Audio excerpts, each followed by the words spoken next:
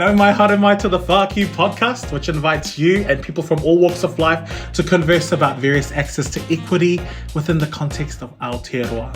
We invite our beautiful guests today to share their lived experiences in an effort to identify common threads within support systems, social networks, and knowledge that uplifts the collective human experience. Kelsey, what's up? This season, we are exploring what does equity in knowledge look like for various communities coexisting within one society.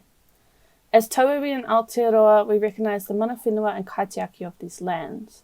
Maluseo and I have experienced most of our growth in the Waikato and want to honour Ngāti Hawa, Ngāti Mahana and Ngāti Wairere.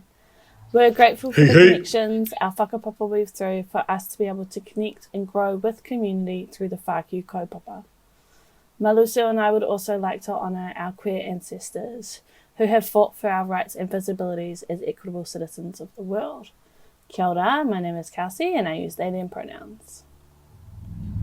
Noa ngā tātakoa, o tō asa Maluseo Joseph Talane Monisi, ma ngō identify as he, him. So hello everybody, my name is Maluseo Joseph Talane Monisi and people call me and identify me as he, him, and they, them, and she, her, and I'm comfortable with all of them. But today, we're especially wanting you to get to know our special guests. So we're just going to hand it over to you. Who are you and what are your pronouns? And then anything that you want us to know about you. Malalelei, ko Hoku hingoa, ko Amelia Takataka, o ko lele mai me nukuleka, ko la matua, ko la whaau, le matua, pe mo niwa toktapu.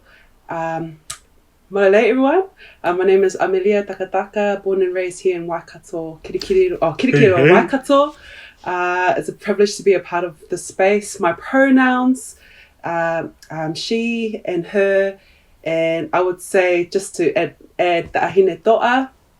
But yeah, thank you. Thank you for inviting me. It's a privilege and a blessing to be amongst your beautiful presence. Malo. Oh. So cute. Stop it. All right, so whakapapa back, us back, Amelia, how do we know each other? How are you connected to the Whāki kaupapa or otherwise to Kelsey and me? Oh, okay guys, so back in the days, let's take it back maybe like 10 plus years ago.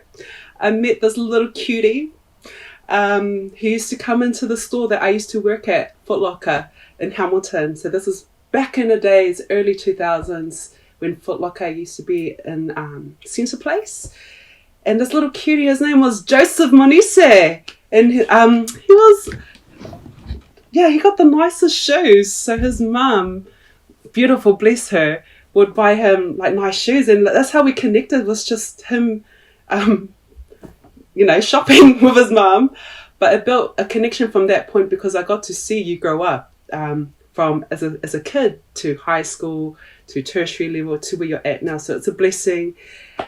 Kelsey, we crossed paths. So I work for the Ministry of Social Development, and from what I can remember, it was that time you came into the Work and Income Office and did a seminar for our rangatahi.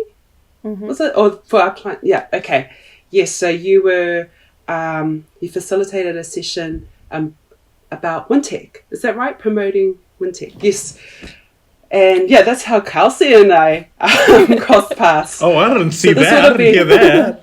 Yeah. That was probably around 3 years ago. Yeah. And it's just interesting how life has taken us to different places and spaces. And now that we're here, whoa. Hard. That's how we became connected. Yeah. And I just so I want to take this opportunity, Kelsey, if you wanted to offer some of your first initial thoughts when you were in proximity to Amelia. Oh, yes. Because I feel like for me, I definitely have my own as well. So I just wanted to offer that, Kels. So I was like, I think that presentation was probably one of the first that I'd done on my own, and I was shitting myself. Because like young people are so smart and like so intelligent, and they can rip you to shreds real easy. So I was shitting myself of going in there and having this talk with these rangatahi, but Amelia was there, and she just made me feel so comfortable and gave me like a cup of tea and a biscuit, and it was so nice. And you made me just feel like so comfortable, and that I was, that I was capable to do what I was there to do. So I was, really grateful for you for that. And I don't think that you knew that it was one of my first presentations, but I was just really grateful for you in that moment. No, I didn't. Yeah, and I'd never met you before then, but you were just so kind. Yeah. And I was like, thanks. Thank you, universe, for putting this person in my place today. It was amazing. Oh. Yeah. Love that. I'm loving you two's connection there. No, yeah. So I guess for me, I really, really appreciated having someone that's visibly Pacific Islander, but specifically someone that was Tongan, working in a space like that, because I feel so uncomfortable. I used to feel so uncomfortable going into to retail stores, and especially because I look like this and the sizes are not really catered to me, or the sizes, like, I feel like I'm too scared to even ask for bigger sizes. So to me, to have someone who not only looked like me, but also embodied the servant leadership and the servant,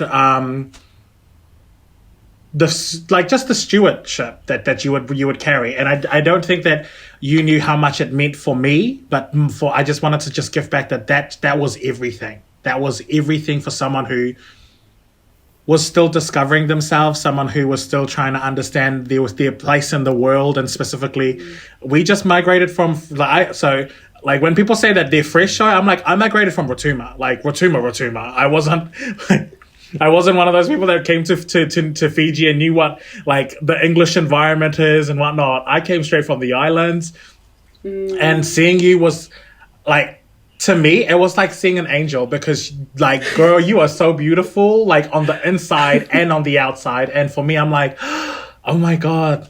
And I used to tell my mom all the time, I'm like, that's why she's so pretty. And I only wish that you would, like, I would say it to you, but back then I was like, okay, well, this is awkward. I don't really know who you are. Like, we don't really mess with each other like that. But I used to be like, damn, she is so pretty. She's just so pretty. And I just wanted to make sure that you understand how much that is, like, you just being in places and spaces is so inspirational. And I, like, if you don't know that, I'll happily remind you of that any day, because it's it's the way you be. And that's something that's so beautiful, because we need people to start behaving from their values, and that's what you do. And I feel like Kelsey spoke to that in terms of how you disarmed Kelsey, as well as the rangatahi that's in front of Kelsey as well. So to me, I'm glad that other people have stories that echo the same sentiments as mine. And it's just like, to me, I'm really, really happy to know that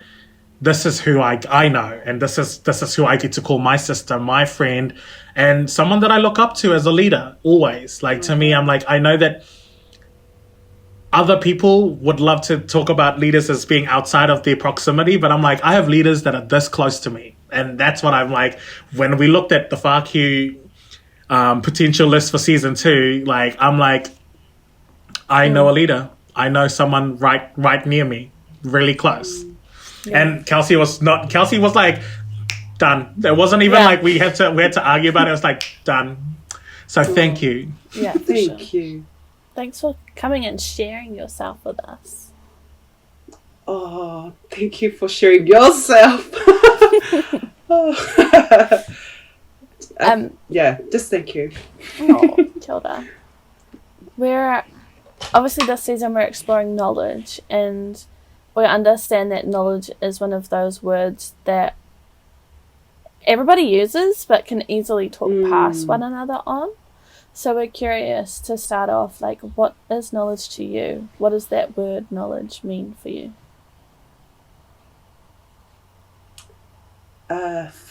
Good question. Quite deep, because, like you said, people can interpret it in different ways. For myself, I would say knowledge is information, and it can be lived experiences, or can be lessons that we learn as well. We gain knowledge from that. It can be, I would just say, information for me that can be passed down from generations or be given at that present moment in time. Knowledge is everywhere.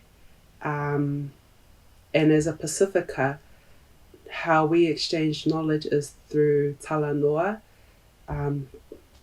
through group gatherings, whānau, and the elders speaking to the young learning, and then either learning like through word of mouth, and it gets weaved into their minds, or their heart, or just through seeing. Yeah. So for me, knowledge is that, as well as lived experiences that we've been through. We go through life and learn lessons along the way. Yeah. Can I also ask, because you brought out some beautiful points, and you said information, and then I also heard the intergenerational exchange between elders and youngers. Young. Yes. I'm also very interested to know, like, specifically, how has knowledge empowered you? Like, how has knowledge made you? How has knowledge empowered you, or how has knowledge informed you about who you are now?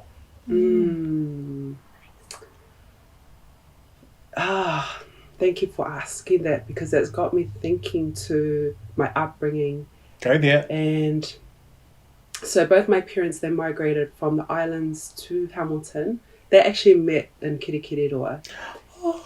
Yeah, so like, I don't know if you guys know that the Tongan word for dancing is taualunga, or taualunga. And my mum, she was a very good taualunga. Ta'ahine. I'm not blessed with that gift. I'm blessed with other gifts, but I wish I was. Thank you. But hopefully my nieces will be, they'll probably be blessed with that gift. But my father, he fell in love with her and then decided, yeah, I'm going to court this lady. Both of them grew up with quite conservative traditional values and beliefs, and they brought that to New Zealand. They brought that to our home, and that's how my brother and I grew up, was being raised in a traditional, strong Tongan house where we were taught, I would say, religion, like Christianity would weigh more than like culture to some extent. Like our bedtime stories were biblical stories in the Tongan language. So I got to learn, even though I was born and raised in New Zealand, my first language was Tongan, because that's all my parents had spoken. I went to a Tongan kindergarten, Ngā Hawe Whā. Ngā Hawe Whā are still in Hamilton over in Frankton. So my auntie Emma Bourne, she runs that kindergarten. But yeah, my parents, they conversed in Tongan language, and they taught my brother and I values, like Christian values, cultural values, to be good people. That was important for my parents' character. We had humble beginnings, didn't have much. However, character was more important than wealth. But for them, like, monetary wealth. It's about learning how to be respectful to others. And for me, I thought that's natural common sense growing up. No, it's not in this day and age. But boy, was I wrong? Boy, was I wrong. Well, yeah. So I learned when I got into the world, it's like, whoa, people aren't taught that. And it's a learning journey, But I'm grateful for the things that I learned through my parents. My grandfather, his name's Takataka. So my surname is Takataka. His name's Takataka. And he used to be very tough on me. Like, at church, we get given tasks to, like, say, read the hymn or read the Bible in Tongan language. And I didn't know, like, in the Tongan way of learning, there's like a rhythm, or they call it laukemita when you speak in the Tongan language. So I used to get, the, not dismiss, but growlings. Oh, that's probably dismiss. Learning the Tongan language. And then at those points, I used to dislike learning Tongan. Like, there was that as a kid.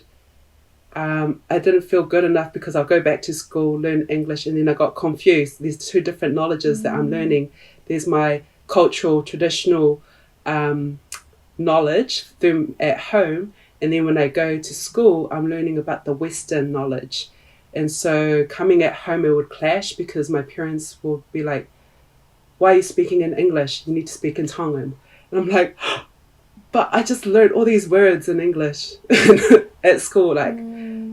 So I had to learn that bilingual journey.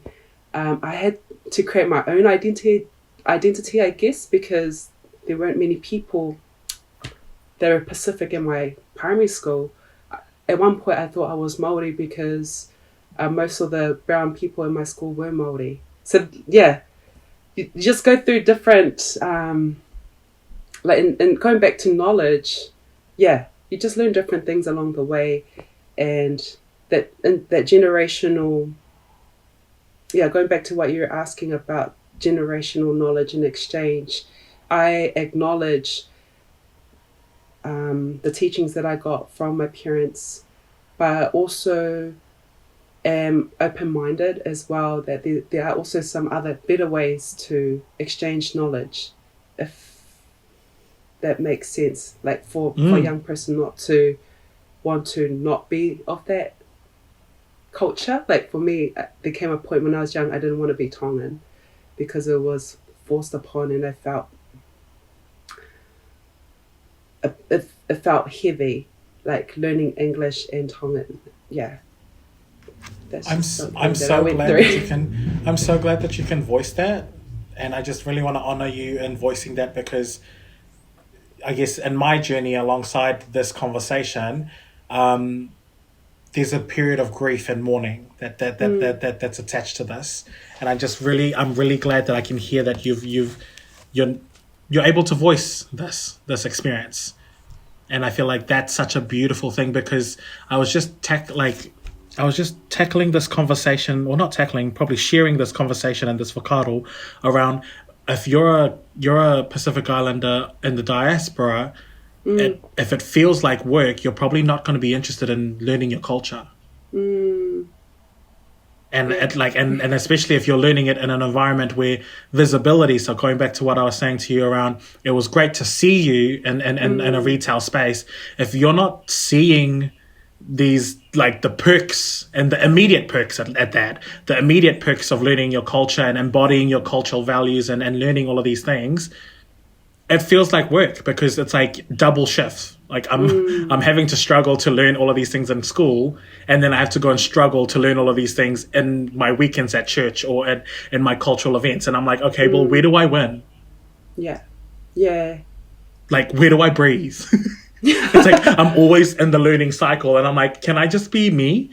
Yes. But that's my experience. I'm wondering how close that is in proximity to you. Yeah, the breathing part hit me, because I felt like I had nowhere to go to, like, share how I felt. I thought that I just had to carry it, suck it up. Because if I were to share it, like in a Pacifica context, you never question your elders. That's just how it is, or else you'll get the the ta'i. And that's something that, I see why they do. I see why they discipline.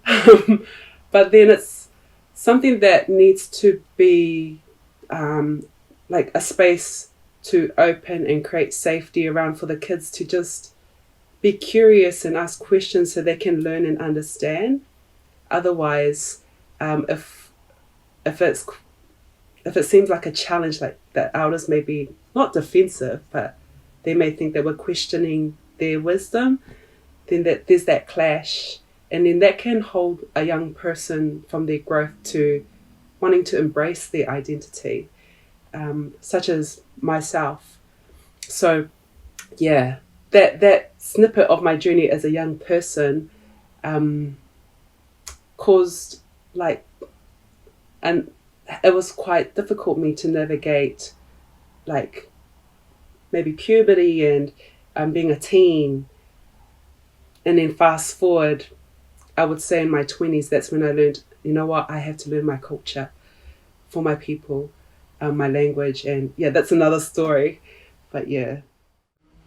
It's beautiful that you can share that now. And I know that, and I also hold space for the journey to this moment so that you can share, because there is, well, I felt like there was a massive sense of loneliness, and just, I guess, to me, that it built that yearning to be seen and heard. And when teachers and primary, like when I was in high school and primary school, when the teachers would be like, he's disruptive in class, and I'm like, my classroom was my playground. It was your learning environment. It was my playground. Because I got to discover who I was in class as opposed to discover who I was at home. Yes. And it's like, if that there's so many silencing mechanisms, but in my head I'm like, I couldn't act the fool at home because your ass was yeah, exactly.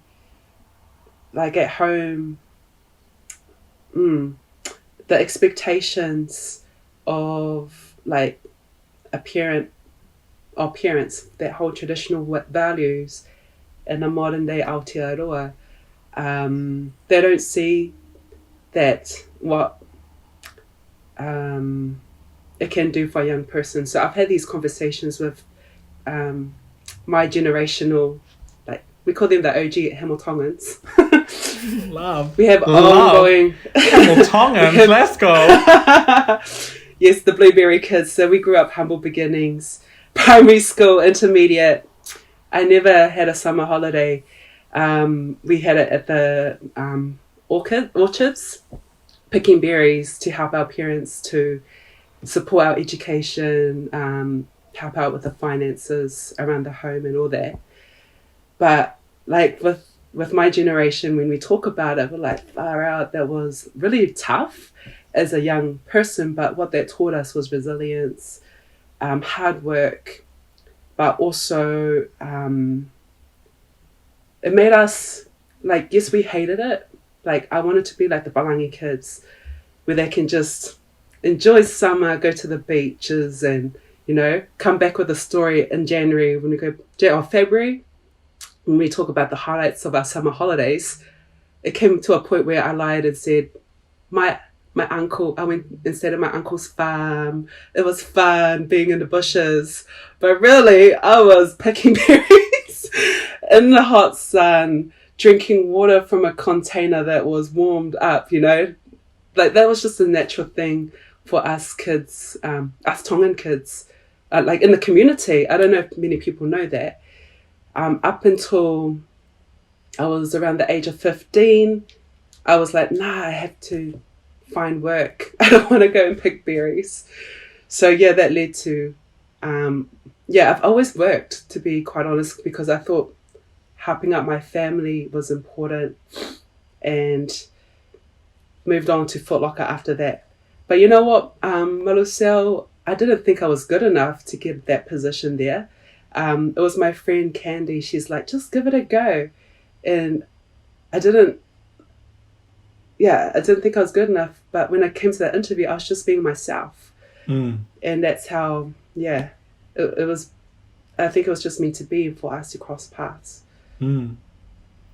Like I said, it's how you be. It's how you be. Yeah, how you be will attract the right spaces and places for you to be in. And that's what I've learned in this journey of life. If you get rejected of like something, or if an adversity comes along your path, it's not meant to be, but something greater will come. I truly believe that, and I see that in like life journey for me and for others too. Yeah. Hard. I also wonder as well, what is, because you've shared a lot of your personal stories, and I really love that. And how does that become knowledge for you, or do you reckon that transfers into information or knowledge for you? yeah. Yeah, for me, it's... Can I ask, what do you find the difference between information and knowledge? Because I'm just trying to think of how can I interpret that as knowledge for me. So No, yeah, beautiful. Kelsey, do you want to jump in there, or? Some of the, like from community, some of the conversations that we've been having is that information is something that is absorbed to become knowledge and then turns into wisdom when it's put in action. So that's the kind of the conversation from community through this kaupapa, that we're finding information to knowledge to wisdom. So absorption to action. yeah, But it's totally open to interpretation. yes. I'm curious, what do you think the difference is between information and knowledge? I think that clearly articulates,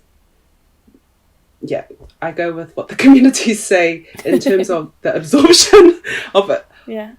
Information, lived experiences. I like that simplified model. I don't know if it's a model, but like interpretation of information and knowledge and turning into wisdom. Yes. I also want to back up what you were saying before around knowledge is everywhere. So to me, if like we just have different names for what knowledge is. So information is just to me, it's just another way to say knowledge. But like, when we put it in different like when it's in a structure of an organization or research, we need to actually be specific around what is knowledge and what is information. But what you said earlier before in your shares was that knowledge is everywhere, and I just want to uplift that as well in this moment. Yes. And I would also wonder if you would stretch that to knowledge is everything, because you said knowledge is everywhere, but would you say also, like, what are your thoughts? Yeah, knowledge, thank you for bringing that to light. Knowledge is, I would say too that knowledge is everything as well. Like what we see, what we feel, what we hear, we can learn from that, and that becomes a knowledge that we absorb, or And then, so moving on from that, would you say that you're more of a knowledge keeper or a knowledge sharer? Okay. I have been, I would say, a knowledge keeper in the past, but slowly I'm finding my voice to be a knowledge sharer, because I've learned the importance of sharing knowledge to empower others, or to help understand perhaps a lack if people don't understand, say, culture. I will share my knowledge, but prior, because I didn't feel confident in myself, I would keep it. But not me today. That's part of maturity, and I guess that's the way that my life has progressed from the old version of me to where I'm at today. And it hasn't been easy, but getting out of the easy or the comfort zone, other girls, I would say, or other Pacifica, or other Māori that I've connected with, or other tauiwi, have found value, and that's helps to enrich the Talanoa, to make it Mālia, mawhana. So Mālia is like humorous, or not only humorous, but like warmth, that mawhana, that warmth, like building that common understanding, that trust, that rapport. Yeah. Loving that. Love your shares. I'm also interested when you're saying knowledge like that you keep. I'm curious as to see which knowledge, where do you hold your knowledge? So like when you're saying you're keeping your knowledge, which knowledge, where do you hold this knowledge? Do you hold it in your body, in your soul, in your heart? Where are you holding these knowledges? Where do they have a home for you? Yes. In my soul, like in my heart, in my mind, but also in my journals. So I like to write. randomly and just reflect and think about like how I'm feeling today, reflecting back on the past, and then that will extend to other thoughts. So that's like a source of knowledge on piece of paper. And then in my heart, I carry like lived experience, like in my heart, my soul, my being, from what I've been seeing and hearing and living. Yeah. Love. Can you expand a little bit further around the knowledge in your heart? Because in my head, I'm like, I love the knowledge that's in my heart, but what knowledge do you lead from your heart? So like if knowledge, if there's let's say there's heaps of knowledge that's in your heart, what's at the front of that queue, of being like, these are the different knowledges that I lead with. Yeah. Lead with my heart, or knowledge from my heart. That's from a space and place of like receiving love from others, and also not only receiving but seeing, say, like injustice, people that are vulnerable or at risk, and then wanting that compassion comes from the heart for them. So learning from the heart is finding like a restorative, it's like a I don't know how to explain it, but offer. Take your time. Yeah, offer is just it's just a good place of kindness and wanting to like better the situation or help or support what is needed at that place and time. But I see love like from like my aunties, my grandpas, and it's helps to mold the shape of it to look a certain way, to go out. And yeah, I can't really give you a answer, but that's what I've come up with in terms of that. What does that feel like in your body when you're experiencing that? What does that feel like? It feels like, what's the word? Like it feels like I'm at peace, because it's sharing love, but also like it feels good, like kind, like those good feelings. I don't know how to elaborate, but yeah, it feels good. Yeah. And that gives me peace. Like I don't feel good if I'm not at peace with giving love. I don't know if that makes sense, but yeah. Yeah, it does. I've heard like throughout your kōrero, you spoke a lot about the knowledge that you have acquired from like your whānau and from community and stuff that you've held inherently in your body. And it sounds like you've kind of gathered from lots of different places. And I'm curious if there's a particular piece that like lives rent-free in your body for you, and like what is something that just hit home for you that you're taking with you into this next season of your life? The knowledge. I would say that it's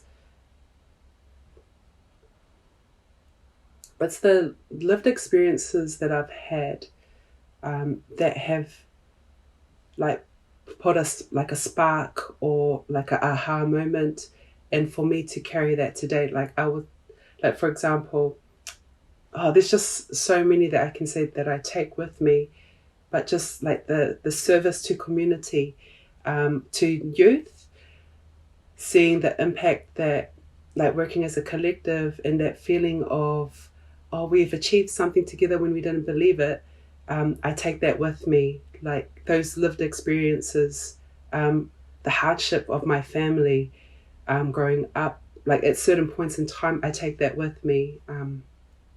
And like just lived experiences of moments. I wouldn't say it's like a person, because there's been many in my community that have helped build that for me, that feeling of love. So good. I hear it. A lot of your story and a lot of the stories that you've shared with us today remind me of the conversation that we had with Rose Masters last season.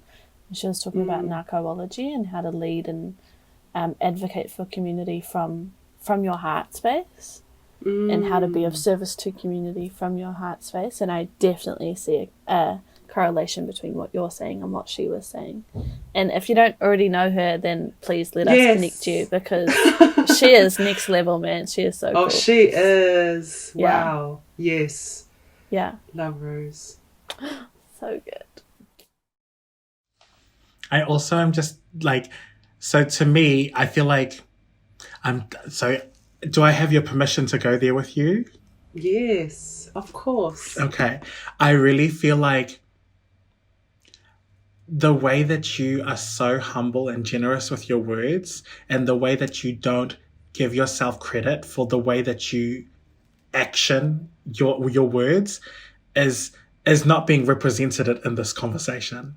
And I just want to make sure that I really acknowledge you, and also hold space for the fact that there's so much that I see you doing and enacting that speaks so much more volumes than how you even articulate, like how you show up and how you be in the situation. Like when I say that I have witnessed you in so many different spaces and places, just because the people that are watching you are in awe of you, and I don't even think you notice. And I don't think you care to notice, because that's not what you're about. But I feel like for me, as someone who notices you and has experienced your heart and experienced your humility, and then have been privileged to conversations that people admire, adore, and uplift you behind the scenes, and not in front of your face. Because we've been working in very much a lot of different spaces and places, and I don't hear people bad mouthing you. I've never heard people like saying this, and this. And it's because of the way that you show up. And it's because of the way that you mind your business, keep it moving, hold the values, and move it out of there. And I'm like, I just want to make sure that that's being reflected in this moment, so that you and all of us, and especially our listeners, could really just get a sense feeling. And I know I shouldn't be talking on behalf of you, but I just really want to reflect to you that the community that loves and supports you is always talking like high praise of you. And I'm proud to be someone who has been exposed to those type of stories of you. And I'm like, those are the stories that people keep of you. And I'm like, if that's the leader that I know, and that's the stories that people keep of my friend and my soul family, I'm like, yes, this is heart, this is love, this is where I see myself wanting to be more in service to that. Because I feel like there's a lot of considerations that the bodies of knowledge of being a woman and womaning in the Pacific really silences how you show up and embody that power. So how does that feel for you, though? Because I know that I don't want to make sure that definitely, and sharing all of that, I don't want to speak of your experience in that. And I want to make sure that you're understanding that this is other people's reflections of you. But how does that feel for you? And do you see that, or how do you flex with that? Firstly, thank you. I feel very humbled that you have acknowledged me from. Yeah, it's nice to hear. I've learned to acknowledge it and not just brush it away. So I take it. Full receivership. Yeah. But me would be like, she's like, I take it. Yes, I take it. But thank you. Like at the end of the day, for me, it's not about me. It's about like the people, the community, and like people before me. Like that's just how I think and am as a person. And also like because I'm a believer of God, like I give all the glory that I do on this earth to Him. So one of my favorite leaders, back in the days, Mother Teresa, she talks about let every action of mine be something beautiful for God. So whatever action that I do is not for me, but beautiful to serve the people for Him, because He's my creator of the universe and everything in my being. And I'm blessed with the breath of life because of Him. But that's my whakaaro, that's my Fakakaukau, and how I think and feel and see the world when I serve.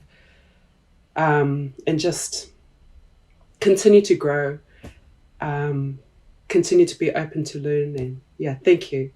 Sorry, I didn't mean to like take that out, but yeah, No, I just want to you thank do you. it. This is definitely your moment, because in my head I'm like, I just want people to understand that you might not be one to talk of your of you know, the kumara doesn't talk of its sweetness. You might not talk of your sweetness, but everybody else does, and that's a beautiful. I mean, like, is that not the best thing ever, that people talk of your sweetness more than you do? Oh, I'm happy that people talk good about other people, not just me, but it's important that we uplift each other, and not waste our breath on talking bad about people. Like I can understand like why, but we need to understand why the person is, you know, like help uplift and support. But yeah, anyway, thank you. Malo. I think it's a true testament to like the people that have been part of like shaping you too, like your parents and your grandparents and your communities that you're part of. So as much as we're like uffing you, which obviously it's worth, and we need to do that, it's also like everybody else that's been part of this too. Yes. Yeah, kia ora to them, because they did a damn good job. For real, for real. Yes. I guess the little segue, what knowledge is currently like enriching you at the moment? Ooh, okay. It's new knowledge, I would say. For me, it's financial literacy. I'm in my 30s, okay, but I wasn't taught financial literacy as a young person. And in my current role, I see the effects that financial illiteracy has on our people in the community, especially those that are vulnerable or not making ends meet, and then the health, mental health that can stem from those pressures of not being able to manage their money or find like solutions to better their living situation. So I've been in this journey. Yeah, that's the new knowledge that I've been absorbing. But previous to this, it was like Pacific knowledge through my other project to help our tau iwi staff within our ministry understand Pacific culture. I learnt a lot of, it was a co-creation with other leaders in the community, from corrections, Hamilton City Council, Kaute, and MSD, and the voices of the community to share that knowledge of Pacific culture so that our non-Pacific can understand how to better engage with our people. So that was that phase, and I'm still learning bits of it, but at the moment I would say it's stronger leaning towards financial literacy, because I see it affecting my own people too. The effects it has can have effect on our young people, which I want to help change, because I see that not only our young people but also our elders, that can be a very long conversation from what I've seen on the ground, but all I can say is quite heart-wrenching, and there needs to be some kind of way to like share that knowledge. For some it's simple, but for those that haven't been brought up, then they become a product of making decisions that don't benefit their life. Like Loans. Yeah, loans, and there's so many. I've seen hundreds Gambling. in my work. Yep. There's gambling. There's going in Addiction. for debt. Yep, and violence. I've seen all of that, and I've been supporting many that have gone through those challenges, and I guess that's what has stemmed, that inspired me to take action. And another thing that I'm doing, like studying on the DLO on the side, to help our people eventually in the future. But yeah. Love that. Thank you for sharing that. I also heard a theme around access to knowledge, that like these barriers and access to knowledge there. Do you want to speak on that at all, or for either for you personally or just in your experience of access, like gatekeepers, or just like knowledge just not so accessible to our communities, like financial literacy? That's a knowledge that's not accessible to our communities. Do you want to speak of anything else that's that knowledge is kind of like, yeah, in that space for you? Yeah. Because I work in that space, I know all the knowledge there, but the people on the other side, maybe it's not appealing to them to want to learn that knowledge. Like it's online, there's phone numbers, there's providers that provide that support. Like, how are we going to bridge that gap so that they want to connect and learn that knowledge, make it appealing for them? Yeah. Because I guess another argument, or the other side to that, is that you're getting paid to know that knowledge, whereas they're trying to find a job so they can get paid. Do you know what I mean? Yeah. Or even just to be taught the value of money, the value of time, like how important we use our time to develop ourselves. Like, we can't wait for like a manager to develop ourselves.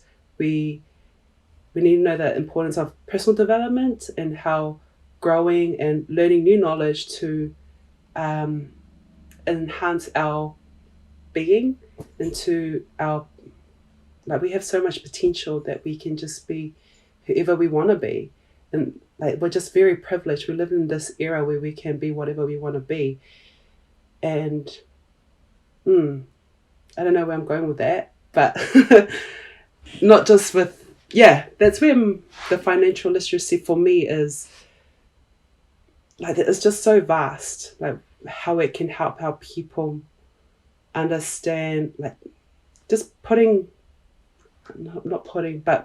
investing in themselves and their personal development to grow their minds and expand, that there are other forms and methods of, like, say, earning money or learning. And Love. All right, so I guess we're here at our last question, and we're just wanting to make sure that we're ending with the FAQ. So what is in your FAQ around around knowledge? So what's in the FAQ around knowledge for you, or what do you think they're not talking? What are we not talking about when it comes to knowledge?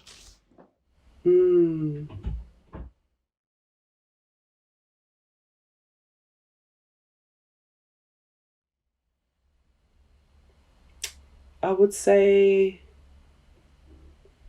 money for Pacifica.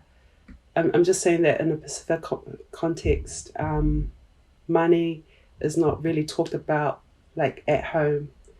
And I'm just saying that because of my upbringing and the decisions that I've made, and I can see others being affected with those decisions of not being taught. Yeah. But that's bad for me to say. Is it bad for me just to say money? Like, no, it's a good thing. Like an energy, like money is an energy. It can bring, like, it has good, and it has, if it's treated as with the wrong intentions, it can cause harm, and yeah. But that's just for me at this current point. Yeah. I love that. I really do love that, because to me, I'm like, there's monetary value, and then there's traditional value, and then there's cultural value. And I think if you don't understand the relationships that separate them and the relationships that unite them,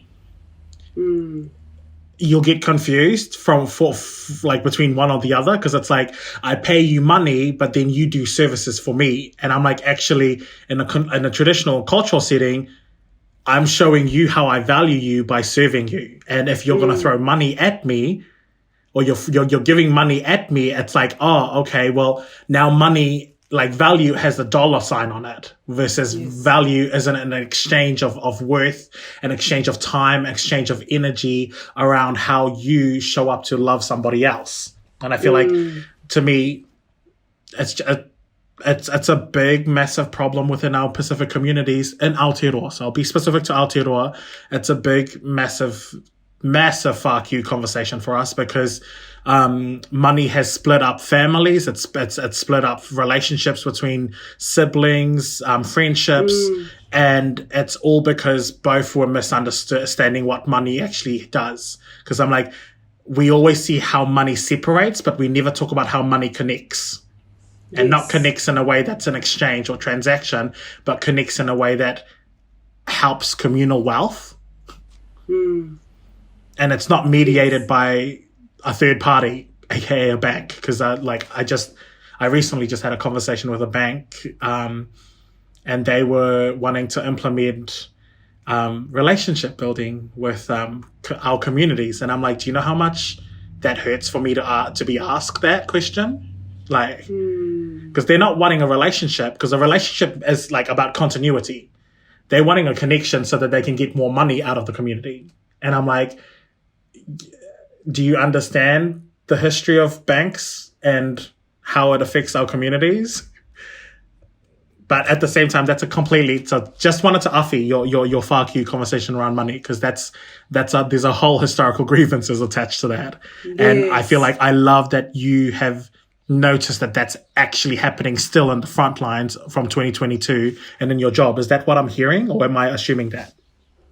Yeah, not only my job, but in the community, like in the youth community, in the like church community, and the different Pacific ethnic communities.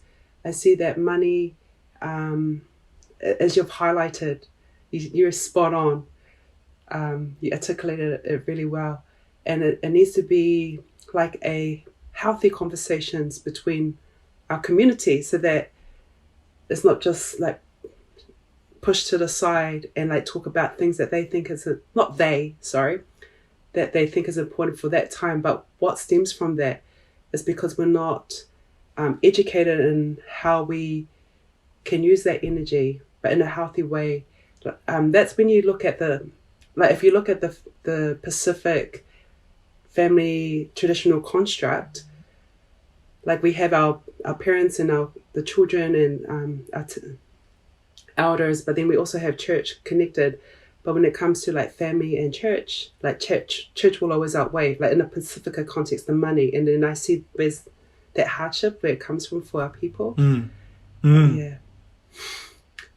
Yeah, that's why I'm just quite, I think of money in that sense, that I can see like so much hardship that's coming today, like adults, and I can see their kids just unhappy in youth because of decisions that the parents are making, and then they feel they have to take that burden to work, drop out of school. There's just so many things that stem from money. And I feel like as you're talking, I'm hearing, what I'm being inspired by is that I don't think that we know how to talk about money as trauma. Yeah. Like, I think people know what being broke is, and people know what going without money is, but I don't think we know how to talk about money as a trauma mechanism, like a trauma silencing tool. Yes, yeah. And it can be stopped. Like, they'll say, oh, they might bring in faith.